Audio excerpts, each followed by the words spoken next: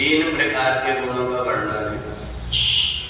सत्वात् संजायते ज्ञानम रसो लोभ एव प्रमाद मोहो तमसो भवतो अज्ञानमेव। भगवान ने जो तीन प्रकार के गुण बताए, इनमें अच्छे कर्म का फल होता है सतोगुण। हर व्यक्ति चाहता है कि मेरे से ऐसा कोई ऐसा कर्म ना हो जिसका मेरे को बाद में दुख उठाना पड़े, और इसलिए हर मनुष्य कोशिश करता है कि मेरे से अच्छे कर्म हो जाए। और जब वो अच्छे कर्म करने लगता है तो धीरे धीरे उसकी बुद्धि पवित्र हो जाती है, और जब पवित्र बुद्धि हो जाती है तो सत्वगुण उसके अंदर उत्पन्न हो जाता है। परंतु जब व्यक्ति थोड़ा सा सांसारिक लोभ लालच में पड़ जाता है और वो सोचता है कि मैंने परमात्मा का तो भजन कर लिया, अब संसार की धन संपत्ति भी अर्जित कर लूं, ये मान करके और अपनी बुद्धि संसार के विषयों के लिए लगा देता है, तो बुद्धि धीरे धीरे रजोगुणी हो जाती, और वो रजोगुणी बुद्धि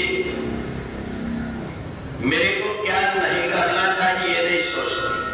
फिर उसको ये बात दिखता है कि मेरे को दो पैसा कैसे मिलेगा, दूध में भले मेरे को पानी मिलाना पड़े, भले मेरे को थोड़ा बहुत कम ज्यादा सामान दे करके और दो पैसा बच जाए, इस प्रकार की वृत्ति आ जाती है, व्यक्ति रजोगुणी हो जाता है। और तीसरा व्यक्ति होता है तमोगुणी। तमोगुणी व्यक्ति का बहुत सा समय आलस्य में जाता है, वो न तो कुछ करने की इच्छा रखता है और न ही उसका मन किसी काम में लगता है। उसको आलस्य के कारण वो इधर उधर उसका मन भटकते रहता है, और इसलिए हम जब देखते हैं कि व्यक्ति सत्कर्म करता है तो धीरे धीरे करके उसका मन पवित्र हो जाता है। उसके अंदर ये भावना आ जाती है कि मेरे को दूसरों को कष्ट हो ऐसा कोई काम नहीं करना है। उसकी बुद्धि निर्मल होकर के इस प्रकार की भावना कर देती है। दूसरा वो व्यक्ति होता है जो अज्ञान से ढका हुआ होता है। अज्ञान उसको किसी प्रकार की बुद्धि का निर्णय नहीं लेने देते, मन जैसा जैसा कहता है वो वैसा वैसा करते जाता है, और बाद में फिर वो पछताता है, क्योंकि प्रत्येक व्यक्ति को अपने कर्म का फल तो भोगना पड़ता है।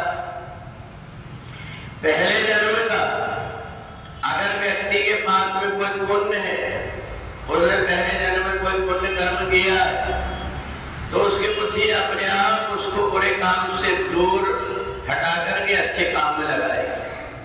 और यदि पहले की बुद्धि मलिन है तो व्यक्ति जन्म लेते ही और ऐसे कर्म करने लगता जिससे दूसरों को कष्ट। इसलिए अलग अलग प्रकार की संस्कृतियां, ये संस्कृतियां हमें अपने अच्छे व्यवहार करने की शिक्षा देती है, और इन्हीं के माध्यम से व्यक्ति इनका दुरुपयोग भी करने लगता है। तो इसलिए जो कुछ भी हम कर्म करते हैं उसका सीधा संबंध हमारे सतोगुण, रजोगुण और तमोगुण से होता है। यदि हमारे अंदर सतोगुण है तभी हम अच्छे कर्म कर पाएंगे, नहीं तो नहीं कर पाएंगे। यदि हमारे अंदर रजोगुण है तो हमारा मन संसार की वस्तुओं में ज्यादा लगेगा, परमात्मा में कम लगेगा। और यदि हमारे अंदर तमोगुण है तो हमें केवल अपना कितना नुकसान हो रहा है इसका भी ध्यान न रह करके हर समय व्यक्ति भ्रमित होकर के अज्ञान में भटकते रहता है।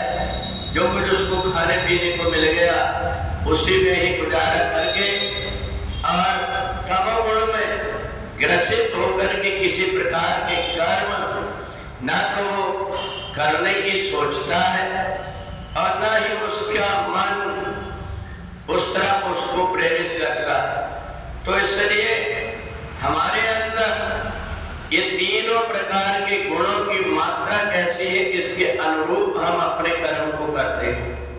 एक व्यक्ति तो वो भी होता है जो इन तीनों गुणों से भी परे हो जाता है। उसके द्वारा जितने भी कर्म होते हैं सब ऐसे ही सत्कर्म होते हैं जिन कर्मों से उसको और कुछ नहीं चाहिए, वो केवल इसलिए गुणातीत हो जाता है।